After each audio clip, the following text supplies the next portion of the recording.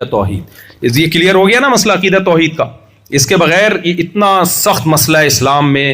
دیکھو یہ غیرت کا مسئلہ ہے.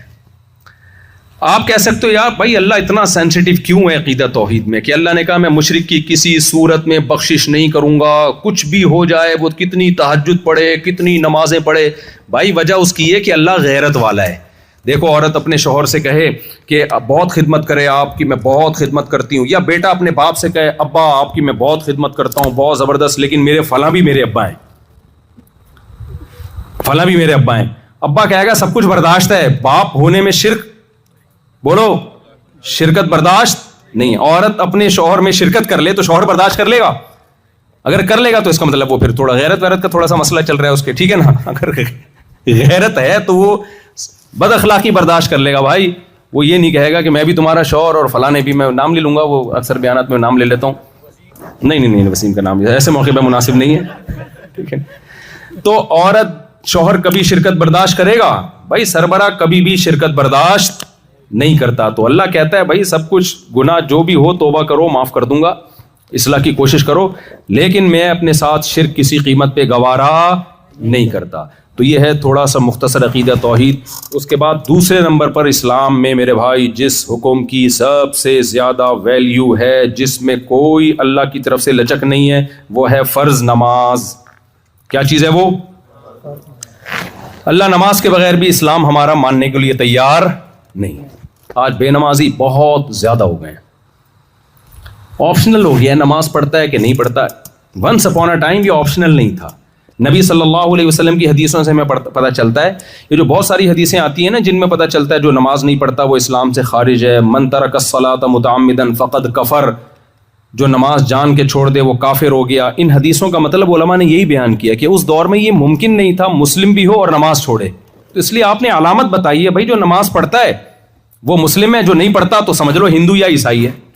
کیونکہ اس دور میں یہ ممکن تھا ہی نہیں کہ ایک آدمی نماز. دیکھو اس کی مثال ایسے، آپ فوجیوں کو دیکھتے ہو پریڈ کے دوران، جو پینٹ شرٹ میں ہے وردی میں ہے وہ فوجی ہے، جو سول ڈریس میں گھوم رہا ہے وہ کوئی دائیں بائیں کوئی بندہ ہوگا، وہ فوج کا آدمی نہیں ہو سکتا. ایسا ہی ہے نا. لیکن کسی ملک کی فوج کرپٹ ہو جائے، ڈسپلن کی ایسی کی تیسی ہو جائے تو آدھے لوگ فوج میں آدھے جو ہے نا وردی میں ہوں گے، آدھے دھوتی بنیان میں، آدھی چڈی پہن کے پریڈ کر رہے ہوں گے. اس کا مطلب اس کا نظام کیا ہو گیا ہے؟ خراب. تو بالکل ایسا ہی ہے، نماز مسلم کی وردی ہے. جب بھی نماز کا ٹائم ہوگا مسلمان نماز کی فکر کرے گا. تو اس لیے نبی نے فرمایا جو نہیں پڑھ رہا وہ کافر ہے. مطلب یہ نہیں کہ کافر ہے، مطلب یہ کہ اس دور میں یہ پاسبل ہی نہیں تھا کہ ایک آدمی ایمان کا دعویٰ بھی کرتا ہو اور نماز کے ٹائم پہ نماز نہیں پڑھتا ہو. یہ پاسبل ہی نہیں تھا. اس لیے آپ نے علامت بتائی ہے کہ بھائی سمجھ لینا کہ وہ ہندو یا عیسائی ہوگا، وہ مسلم نہیں ہو سکتا. اس لیے بھائی آپ جتنے یہاں لوگ بیٹھے ہوئے ہیں نماز پہ کوئی کمپرومائز، بولو نا بھائی کیا ہو گیا؟ نہ جہاز میں نماز چھوڑنے کی اجازت ہے. میں بھی ایتھوپیا سے زیمبیا جا رہا تھا، وہ کنیکٹڈ فلائٹ تھی ایتھوپیا سے. جب فجر کی نماز پڑھ کے ہم اترے ہیں تو بہت سارے لوگوں کو دیکھو ایئرپورٹ پہ قضا وقت میں نماز پڑھ رہے ہیں. میں نے کہا یار آپ لوگ فلائٹ میں تھے، نماز کیوں نہیں پڑھی جہاز میں؟ انہوں نے کہا یار جگہ ہی نہیں تھی. بھائی میدان جنگ میں جگہ ہوتی ہے نماز پڑھنے کی. اللہ نے قرآن میں فرمایا کہ فَإِنْ خِفْتُمْ، اگر میدان جنگ میں ہونا، لڑائی چل رہی ہے اور نماز اب بہت مشکل ہو گئی ہے تمہارے لیے، بھائی کیسے؟ وہ تو مار دے گا دشمن. اللہ نے کہا کھڑے ہو کے پڑھ لو، بیٹھ کے پڑھ لو، سوار ہو کے پڑھ لو. ہیئت کو چینج کر سکتے ہو، قضا نہیں کر سکتے. کیوں؟ آگے اللہ نے فرمایا ان الصلاۃ کانت علی المؤمنین، ارے کیا حال ہے، خیریت سے؟ نماز کے بعد ملتے ہیں. ان الصلاۃ کانت علی المؤمنین کتابا موقوتا، فرمایا نماز مومنین پر مقررہ اوقات میں فرض ہے، اس کے ٹائم ہے، اپنی طرف سے آپ کو پڑھنے کی اجازت نہیں ہے. تو جہاز میں ہو، ٹرین میں ہو، جہاز میں نماز کا طریقہ یہ کھڑے ہونے کی اجازت مل جائے تو کھڑے ہو کے پڑھ لیں فرض نماز. نہیں ملتی آپ کو اجازت تو سیٹ پہ قبلہ رخ کر کے پڑھ لیں. قبلہ رخ بالکل ہی پیچھے کی طرف قبلہ ہے تو پھر جہاں منہ ہو وہاں پڑھ لیں. لیکن فرض نماز اگر بیٹھ کے پڑھی جائے تو ایئرپورٹ پہ اس کو احتیاطاً دہرایا جائے گا. سمجھتے ہیں؟ لیکن چھوڑنے کی کسی قیمت پہ اجازت نہیں ہے. شاپنگ کے لیے خواتین جاتی ہیں، نمازیں ضائع ہو جاتی ہیں، بھائی نہیں ہے، یہ آپشنل نہیں ہے، یہ ہر قیمت پہ آپ کو ٹائم پہ پڑھنی ہے. لوگ اکثر ایک جملہ کہتے ہیں اللہ غفور الرحیم ہے، معاف کرنے والا ہے. اللہ کیا ہے؟ غفور الرحیم ہے. دیکھو اسلام کے احکام آسان ہیں، لچکدار نہیں ہے، فلیکسیبلٹی نہیں ہے اس میں. یہ بات خوب اچھی طرح سمجھ لیں. جو رکن اسلام نے فرض کر دیا ہے نا تو اس کا مطلب آرڈر از آرڈر. اب وہ کیا ہو گیا ہے؟ فرض. اب اس میں اللہ نے یہ اجازت ہمیں دے دی ہے کہ سفر میں آپ نماز آدھی کر دیے, 4 کے 2 کر دیے, یہ آسانی ہے. یہ 2 کیے ہی اس لیے کہ اب آپ کے پاس قضا کا آپشن ختم ہو گیا. تو بھائی 5 ٹائم پابندی کے ساتھ اچھے بچوں کی طرح نماز کی کیا کرنی ہے؟ پابندی کرنی ہے. اس کے بعد نماز کے بعد ہے زکوٰۃ. یہ بھی اسلام میں فرض ہے. دیکھو گورنمنٹ کو ٹیکس تو دینا چاہیے, سب دیتے ہوں گے, امید ہے نہیں دیتے تو غلط کرتے ہیں, دے دیا کریں آج سے, کیونکہ آپ کا معاہدہ ہوا ہے, ایگریمنٹ ہوا ہے. اللہ نے حکم دیا ہے کہ مسلمان معاہدوں کو توڑتا نہیں ہے بلکہ معاہدوں کی پابندی کرتا ہے. تو زکوٰۃ یہ اللہ کا ٹیکس ہے. یہ کس کو دینا ہے؟ اللہ کو. تو اللہ نے کہا بجائے اس کے کہ ڈائریکٹ میرے ہاتھ میں پکڑاؤ, تو میری طرف سے فلاں غریب آ رہا ہے اس کو دے دینا. تو تمام فقہا یہی لکھتے ہیں کہ زکوٰۃ ہم جب کسی غریب کو دیتے ہیں تو وہ غریب کو نہیں دیتے, وہ کس کو دیتے ہیں؟ اللہ کو. اللہ نے اس کو وکیل بنایا ہوا ہے, وکیل بالقبض. جیسے آپ کی پیمنٹ تھی, آپ نے 1 کروڑ روپے دینے تھے وسیم بھائی. اب وسیم بھائی کا مثال ٹھیک ہے, آپ نے وسیم بھائی کو دینے تھے, وسیم بھائی مارکیٹ سے شارٹ تھے, انہوں نے فون کیا غفار کو کہ یار میری طرف سے 1 کروڑ روپے پکڑ لے. آپ نے غفار کو پکڑا دیے تو ادائیگی ہو گئی نا. کیا خیال ہے بھائی؟ تو اللہ میاں بھی یہ کہتے ہیں کہ زکوٰۃ اصل میں مجھے دینی ہے, تم نے, میں متولی ہوں, لیکن اب کیا ہے میری طرف سے وکیل ہیں, فلاں فلاں فلاں قسم کے لوگ ہیں, ان کو دے دو گے تو میں کیا سمجھوں گا؟ مجھے دیے. تبھی اللہ کہتے ہیں من ذا الذی یقرض اللہ قرضا حسنا, کون ہے جو قرض دے گا کس کو؟ اللہ کو. تو اسلام نے زکوٰۃ کی بھی فضیلت بیان کی ہے, اور ساتھ ساتھ اسلام نے انفاق کی فضیلت. زکوٰۃ کے علاوہ بھی کچھ آپ پر ذمہ داریاں ہیں. وہ ذمہ داریاں کیا ہیں؟ نبی صلی اللہ علیہ وسلم نے فرمایا جو شخص پیٹ بھر کے کھائے اس کا پڑوسی بھوکا سوئے وہ شخص مومن نہیں ہے. پڑوسیوں سے زیادہ حق اسلام میں بلڈ ریلیشن کا ہے, خونی رشتوں کا ہے.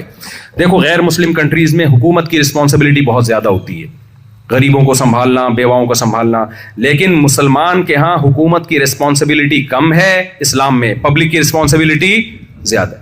آپ اپنے ماں باپ کو اولڈ ہاؤس میں نہیں چھوڑ سکتے. قرآن کہتا ہے وَعَلَى الْوَارِثِ مِثْلُ ذَلِكَ, نان نفقہ جو بھی بلڈ ریلیشن ہے نا, جو بھی مرنے کے بعد وارث بنتے ہیں, ان تمام وارثوں پہ ان کی وراثت کے بقدر نان نفقہ واجب ہوتا ہے. مثال کے طور پر ایک شخص کے 2 بیٹے ہیں, جب اس کی ڈیتھ ہوگی کوئی اور وارث نہیں ہے تو 2 بیٹوں میں, یا ایک بیٹا ایک بیٹی ہے, تو 2/3 بیٹے کا حصہ ہے اور 1/3 بیٹی کا حصہ ہے. تو یہ اگر اس کی موت واقع نہیں ہوئی اور یہ بوڑھا ہو گیا تو شریعت کیا کہتی ہے کہ یہ مر جاتا تو 2/3 بیٹے پر آتا, 1/3 بیٹی کے لیے آتا نا. تو اب جب یہ بوڑھا ہو گیا ہے تو اس کا جتنے بھی منتھلی نان نفقہ ہے, جو بھی اس کے ایکسپینسز ہیں, وہ 2/3 بیٹے پر ہیں اور 1/3 بیٹی پر ہے. اگر وہ کما رہی ہے, جاب کر رہی ہے, نہیں کر رہی ہے تو سارا خرچہ کس پر ہے؟ بیٹے پر ہے. میں سمجھا پا رہا ہوں اپنی بات؟ تو آپ کو دائیں بائیں, اسی طرح بہن کا بھی حصہ ہے. آپ کی کوئی بہن ہے جو جاب لیس ہے اور اس کو ضرورت ہے پیسوں کی, تو شریعت میں گورنمنٹ کی ذمہ داری نہیں ہے, یہ کس کی ذمہ داری ہے؟ بولو بھائی, بھائی کی ذمہ داری ہے. یہ آپ کی خالہ, پھپھو, تایا, چچا, یہ ساری رسپانسبلٹی اسلام نے خونی رشتوں پہ لگائی ہے. غیر مسلموں کے ہاں وہ رشتے مارکیٹ سے کیا ہو گئے ہیں؟ شارٹ ہو گئے. ان کے لا ان کے حساب سے ہیں, وہ ٹھیک ہیں, لیکن آپ کے حساب سے جو اسلام نے لا بنایا ہے وہ کیا بنایا ہے کہ آپ کی بہن کے بارے میں سوال کس سے ہوگا؟ آپ سے ہوگا. اگر اس کے جیب میں پیسے نہیں ہیں, وہ اس کی ضرورتیں, بیسک ضرورتیں پوری نہیں ہو رہی, تو بھائی سے قیامت کے دن سوال کیا جائے گا. اور نبی صلی اللہ علیہ وسلم نے فرمایا سب سے بہترین صدقہ وہ ہے جو تم اپنی زوجہ کو کھلاتے ہو. تو اسلام میں بیوی کی ذمہ داری کس پر ہے؟ بھائی جاب بیگم پر لازم نہیں ہے, اس کی رسپانسبلٹی کس پر ہے بھائی؟ شوہر پر ہے. سمجھتے ہو گے نہیں سمجھتے؟ اور نبی صلی اللہ علیہ وسلم نے فرمایا جو رشتہ دار ہیں نا, ان پہ جب آپ خرچ کرتے ہو, جو بھی بلڈ ریلیشن ہے, بھائی بہن, چچا, تایا, ماموں, یہ جو قریبی ہوتے ہیں, پپو, کوئی خاتون رہ گئی ہو تو مجھے بتا دینا, ایسا نہ ہو بولے ہمارا تو آیا ہی نہیں اس میں. تو جو بھی آپ کے خونی رشتے ہیں ان پہ خرچ کرنا آپ کی ذمہ داری ہے, اگر وہ مسکین ہیں, اگر ان کے پاس پیسہ نہیں ہے. نبی نے فرمایا جب تم رشتوں پہ خرچ کرتے ہو تو تمہیں 2 اجر ملتے ہیں, ایک صدقہ کرنے کا اور ایک رشتہ داری کو مضبوط کرنے کا. سمجھتے ہیں کہ نہیں سمجھتے؟ رشتہ داری مضبوط کرنا اسلام میں بہت بڑی عبادت ہے. نبی صلی اللہ علیہ وسلم نے فرمایا وہ شخص جنت میں نہیں جا سکتا جو رشتوں کو توڑتا ہے. کتنے واقعات ہمارے سامنے آئے. ایک بھائی کروڑوں روپے کما رہا ہے, دوسرا جاب لیس ہے, اس کے پاس پان گٹکے کے پیسے بھی. یہاں پان گٹکے کا آلٹرنیٹ کیا ہے کینیڈا میں؟ پان گٹکا نہیں ملتا یہاں پہ؟ اچھا ملتا ہے, گٹکا ملتا ہے, سب کچھ ملتا ہے الحمدللہ. آپ لوگ وہاں سے ایکسپورٹ پہ پابندی ہے لیکن ٹائٹ قسم کی چیزیں ایکسپورٹ ہو رہی ہیں ہمارے یہاں سے, ٹھیک ہے. اچھا لیگل ہوتا ہے, پھر صحیح ہے. خیر, ایک بھائی کروڑوں روپے کما رہا ہے, دوسرے کے پاس پان گٹکے کے پیسے بھی نہیں ہوتے. یہ تو ایک مثال ہے, پان گٹکے کے لیے نہ دیں آپ اس کو پیسے, لیکن اس کی ضرورت پوری کرنا یہ بھائی کے ذمے ہے. یہاں پر لوگ آ کے لبرلزم کی طرف زیادہ چلے جاتے ہیں. بالکل وہ کہتے ہیں گورا جب لائف کو ایسا انجوائے کر رہا ہے تو اس کے تو ذمے نہیں ہے میں اپنے بھائی کو دوں پیسے. تو ہم بھی ویسے ہی لائف اسٹائل ہو بھائی صاحب, آپ مسلمان ہو, آپ کو گورے کو فالو نہیں کرنا بلکہ آپ کو گورے کو بتانا ہے کہ بھائی یہ اسلام کیا حسن ہے. اسلام میں ذمہ داری کس پر ہوتی ہے؟ بھائی کی ذمہ داری, بہن کی ذمہ داری کس پر ہے؟ بھائی پر ہے. ایک کما رہا ہے تو اس کے ذمہ ہے کہ وہ دوسرے کا خیال کرے, اس سے مانگے بغیر اس سے پوچھے. ہم نے علماء کو دیکھا ہے اپنے بہن بھائیوں پہ خرچ کرتے ہوئے. واقعات سناؤں گا تو بڑا ٹائم ہو جائے گا, تو وہیں سے ہمیں پتہ چلا کہ بھائی یہ بھی اسلام کا ایک آرڈر ہے. تو پہلا حکم ہو گیا توحید, دوسرا نماز ہو گیا, تیسرا زکوٰۃ. زکوٰۃ میں تمام قسم کے صدقات و خیرات بھی آ گئے ہیں. اور میرے بھائی اس کے بعد ہے رمضان, روزہ. میرا خیال ہے روزہ یہاں پر میجورٹی الحمدللہ رمضان کے روزے رکھتی ہے, تو روزہ نفلی روزہ بھی رکھنا چاہیے. اور پھر زندگی میں ایک دفعہ حج ہے. یہ تو اسلام کے بنیادی احکام ہیں. کچھ چیزیں ایسی ہیں جو اسلام کی بنیاد تو نہیں ہے لیکن وہ اخلاقیات میں آتی ہیں, بہت زیادہ اہمیت. میں آپ سے 2 منٹ میں بس بات کمپلیٹ کرتا ہوں. وہ اخلاقیات میں آتی ہیں. دیکھو ہر قوم چاہتی ہے نا کہ ہر کنٹری چاہتا ہے کہ ہماری قوم مہذب ہو, تہذیب یافتہ ہو, آرگنائزڈ ہو. چاہتا ہے کہ نہیں چاہتا ہر کنٹری؟ اس میں جو مینرز ہوں, کیا خیال ہے, غیر اخلاقی حرکتیں نہ کریں, سب چاہتے ہیں نا. تو اسلام بھی چاہتا ہے بھائی. تو اسلام کے معیار تھوڑے سے ڈفرینٹ ہیں. تو اسلام کہتا ہے بھائی زنا اللیگل ہے, اسلام اس کو اخلاقی نہیں مانتا. لا تقربوا الزنا, قرآن کہتا ہے زنا کے قریب بھی مت پھٹکو. زنا کا آلٹرنیٹ کیا ہے؟ نکاح ہے. اب عیسائیت میں تو نکاح کو بھی پسند نہیں کیا گیا, ٹھیک ہے نا. پادریوں کے ہاں کچھ تھوڑا سا ہے, وہ ان کا فرقے ہیں بہت سارے, کچھ کہتے ہیں کرنا چاہیے, کچھ کہتے ہیں نہیں کرنا چاہیے. اسلام میں کوئی ایسا فرقہ نہیں ہے جو نکاح کو ڈی موٹیویٹ کرتا ہو, کیونکہ قرآن و سنت میں اس بارے میں بہت واضح رہنمائی موجود ہے. آپ لوگ یہاں کینیڈا میں اللہ کا واسطہ آپ کو اندازہ نہیں ہے, اگر آپ نے نکاح کو پروموٹ نہیں کیا آپ کی نسلیں برباد ہو جائیں گی, بیڑا غرق ہو جائے گا آپ کی نسلوں کا. تو اپنی نسلوں کو بچانے کے لیے, اپنے آپ کو بچانے کے لیے جلدی شادی کو آپ نے پروموٹ کرنا ہے. کوئی اگر جلدی نکاح کر رہا ہو بولا کرو ویل ڈن, یہ نہ بولا کرو تو کمبخت کینیڈا اس سلسلے میں آیا تھا کیا ہے. یہاں کے بھی وہی حرکتیں شروع کر دی, چھچوری حرکتیں. تو کوئی آبادی بڑھنے سے غربت دنیا میں آنے والی نہیں ہے. اور تم تو مسلمان ہیں بھائی, رزق بچہ پیدا ہوتا ہے تو ماں کی چھاتیوں میں اللہ دودھ پیدا کر دیتے ہیں نا.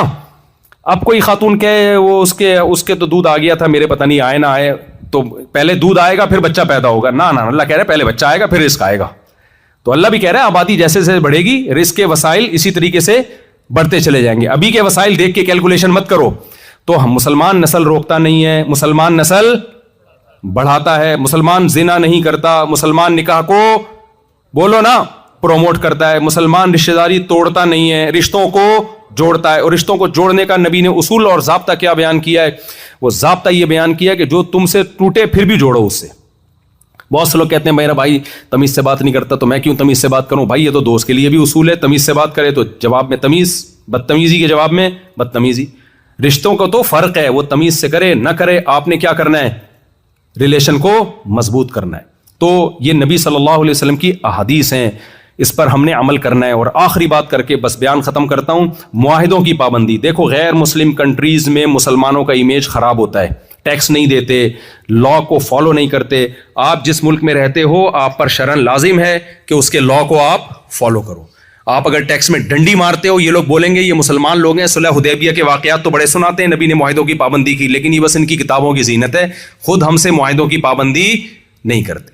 جب آپ کو یہاں پر نیشنلٹی ملی تھی, آپ کو گرین کارڈ ملا تھا یا پاسپورٹ ملا تھا, تو کچھ ایگریمنٹ کیے ہوں گے نا ان لوگوں نے آپ سے. میں جب یہاں پر آیا ہوں وزٹنگ ویزے پہ, مجھ سے بھی کچھ ایگریمنٹ کیے. اگر میں اس ایگریمنٹ کی خلاف ورزی شروع کر دوں, یہاں سلپ ہو جاؤں, میں یہاں ان کی پرمیشن کے بغیر کچھ اور شروع کر دوں, تو کیا امیج جائے گا دنیا کے سامنے؟ یار یہ مولانا ٹوپی پگڑی میں آیا ہے, ویزا کسی اور بیس پہ لیا تھا اور کام اس نے آ کے کوئی اور شروع کر دیے. تو یہ بدنامی کی بات ہے, اس سے اسلام بدنام ہوگا. تو آپ بھی یہاں پر جب آپ رہ رہے ہو, ہم تو آتے ہیں پتلی گلی سے نکل جاتے ہیں, آپ تو مستقل یہاں رہ رہے ہو. اگر آپ اللیگل کام کرو گے میرے بھائی, اس سے آپ بدنام نہیں ہوگے. اس سے کیا بدنام ہوگا؟ اسلام. کوئی ایسا کام آپ نے یہاں نہیں کرنا جو مسلمانوں کے بارے میں یہ امیج دنیا کے سامنے یا کینیڈین گورنمنٹ کے سامنے جائے کہ یہ لوگ یہاں آ کے لا کو توڑتے ہیں اور یہ ہمارے لیے خطرہ ہیں, یہ ہمارے امن کے لیے خطرہ ہیں, یہ ہمارے جو ہے نا لا اینڈ آرڈر کو فالو نہیں کرتے یہ لوگ, ان کو باہر نکالو, ان کو ویزے مت دو. نہ نہ نہ, یہ امیج آپ کا نہیں جانا چاہیے. یوسف علیہ السلام غیر مسلم اسٹیٹ میں رہے ہیں, انہوں نے لوگوں کو بتایا کہ قحط کے دنوں میں مصر کو اکنامکلی کیسے مضبوط کیا جا سکتا ہے. غیر مسلم گورنمنٹ کو مشورے دیے, خوابوں کی تعبیریں بتائیں, اتنا اثر ہوا مصر نے انہی کو بادشاہ بنا دیا. سمجھتے ہیں کہ نہیں سمجھتے؟ تو بہت سے کام تمیز سے ہو سکتے ہیں. تو اس لیے یہاں ٹیکس آپ لوگ دیا کریں اچھے بچوں کی طرح, اور اللیگل کام مت کریں, یہاں پہ لیگل کام کیا کریں. تھوڑا رزق ملے, اس میں برکت ہو نا تمیز سے, وہ زیادہ اچھا ہے. دائیں بائیں چوروں چکاروں کی طرح ادھر سے ہڑپ ادھر سے ہڑپ, اس طریقے سے رزق زیادہ ملے گا, اس میں برکت نہیں ہوگی. جو میں نے کہا سنا, اللہ تعالیٰ مجھے بھی ان باتوں پہ عمل کی توفیق عطا فرمائے اور آپ حضرات کو بھی.